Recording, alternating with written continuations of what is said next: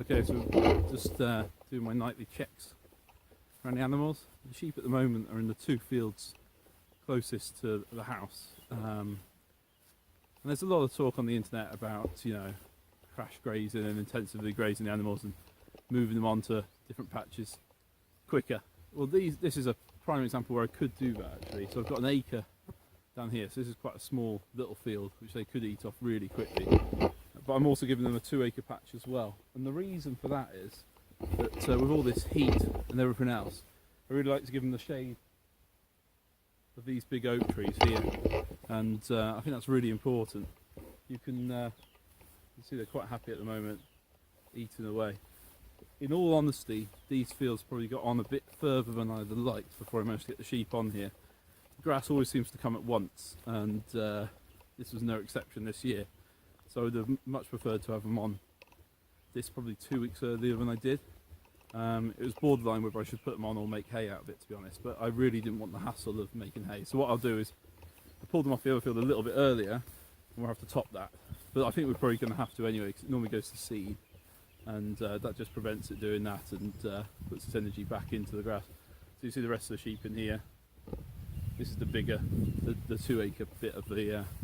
So I tend to give them these 2 bits together, except it's great to have this acre patch actually. When I wean the sheep, I put them down there to dry off because it's a small patch, there's not that much to eat. The sheep have been surprisingly good this year actually. You can see some of the lambs down there. Managed to get them sheared when I wanted, luckily to a Facebook plea on a forum, and I've not had too many issues with them. I've got one lamb that's sick at the moment, and I think that's calcium deficiency due to its mother coming off milk, which is unfortunate. I don't know what to do really. I'll give it some calcium, and I jabbed myself with the needle, and I stupidly just tried to put a bit of iodine on it and poured it all down my hand, so I now look like my 2 fingers for a dirty smoker. I've also made and designed a new chicken pen, which I'm really pleased with. You should be able to build it for under 100 quid, and it houses 10 comfortably and it moves. So there's a quick peek of it, but I'm not going to show it yet. I'll do it in another video on its own. And the veg gardens are going like crazy at the moment. I'll show you the top one first. This is my kind of slower, lower maintenance type veggies. So in this bottom section of it, I'll wait till I get there. I've got some beetroot under the fleece. The fleece can come off now actually. That's growing through plastic. Got some runner beans, which I've not tied up to the poles yet. And then further on up here, this is all through plastic. It's the only way I can manage to do the area I'm doing. I should be able to reuse the plastic year on year, like I've said before. So up here, I've got globe artichokes, and they're doing quite well. There's about 10 of those, spaced at about 4-foot centres. I've got some summer squashes down there, and down the next row. Some New Zealand yams, some tomatillos, and I've put in a whole row of yak on. It's been so hot, it's forecast rain, but you can see it has burnt the leaves ever so slightly on 1 or 2 of them. But they put on a lot of growth since I put them in. And this other patch here, the next 8 beds, got another row of summer squash. Those went in a couple of weeks before the others. They're doing really well, romping away now. I've got some lentils and some French beans and a few lettuces to divide the patch.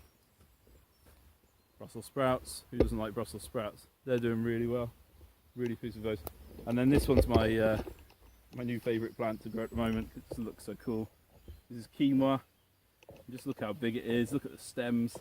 I don't know if it needs staking or not, but it really does look healthy, and yeah, I mean that's 2 foot high, so I'm really pleased with that.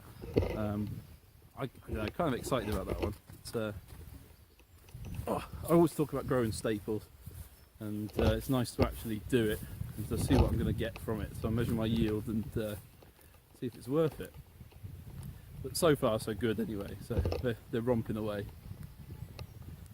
And down in the garden, I think I've already shown my new compost area, which I'm using loads.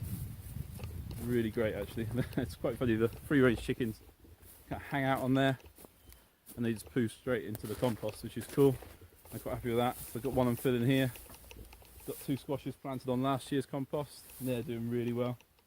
Oregon Homestead from a friend of mine from the seed swap, and then that's one that's making.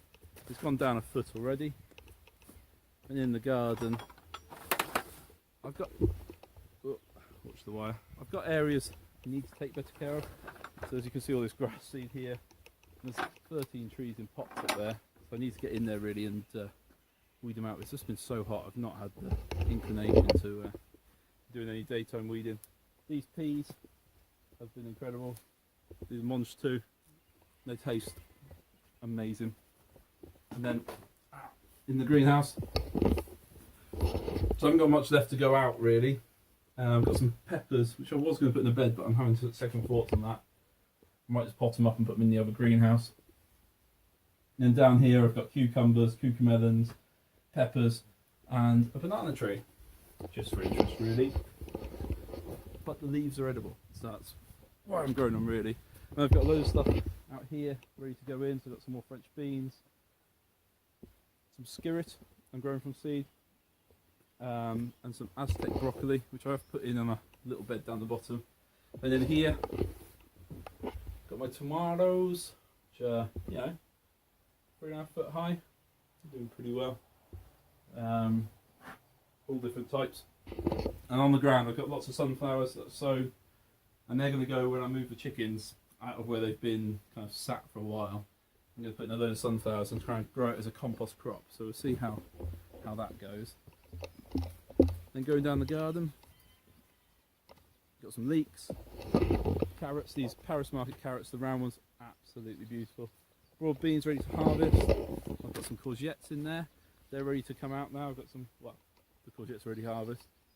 I've been growing these lettuces and selling them. These have been great. These ones have just started to bolt. I left the fleece on to try and keep the pigeons off, but I think it just increased the temperature too much, so a bit of a mistake on my behalf.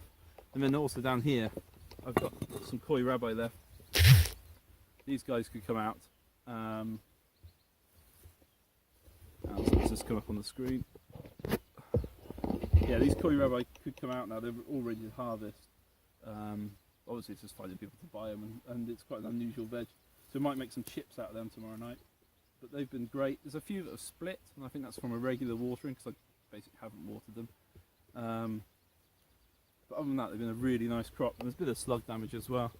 We've got kale, red Russian, so I harvested some of that today. More carrots, beetroots, which I've been having bunches of. That's the dichogga, that's great. Got some onions I've put in far too late, but we'll see how they do, and they're through plastic. Radishes, these have been brilliant. I've sold loads of radishes. I did a little experiment where I put in some ones that are meant for winter, and just to see if they'd grow in the summer. They don't. Well, they do, and they taste bloody awful. So I won't be doing that again, but you live and learn. My garlic's gone brown, more from rust than anything else. I think that needs to come out now. That's the hard neck. There's a bit of soft neck there, still growing away nicely. So I think I might harvest that this week actually.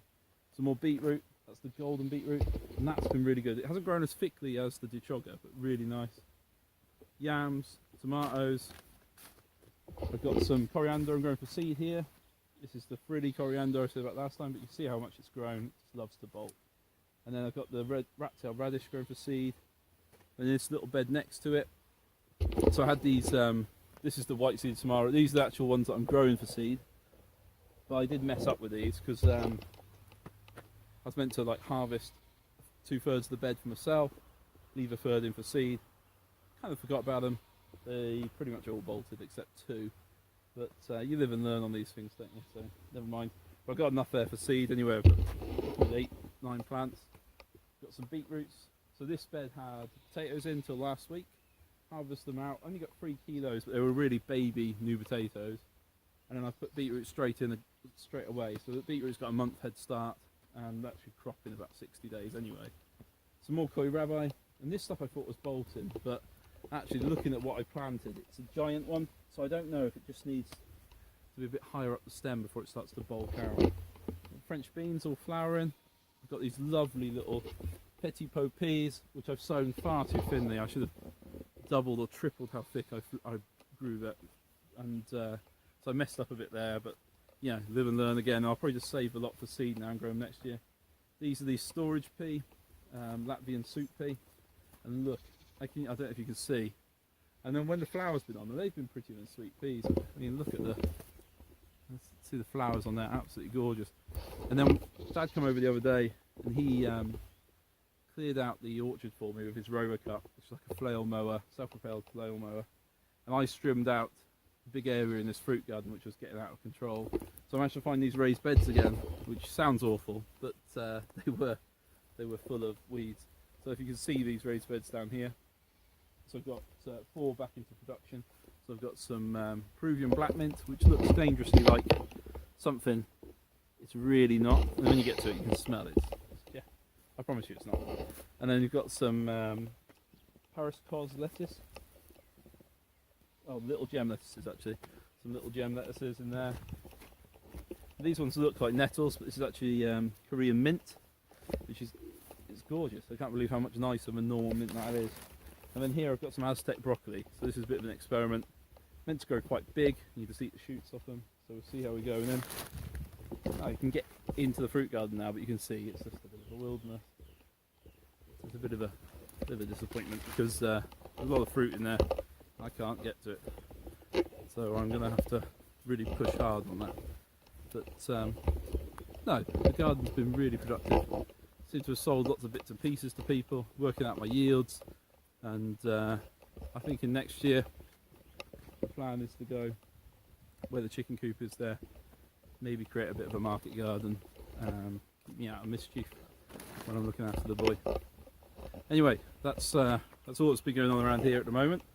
If you've liked this video, please click subscribe, give me a thumbs up, leave a comment, pop over to the blog. Yeah, that's it really. Thanks for watching. See you next time.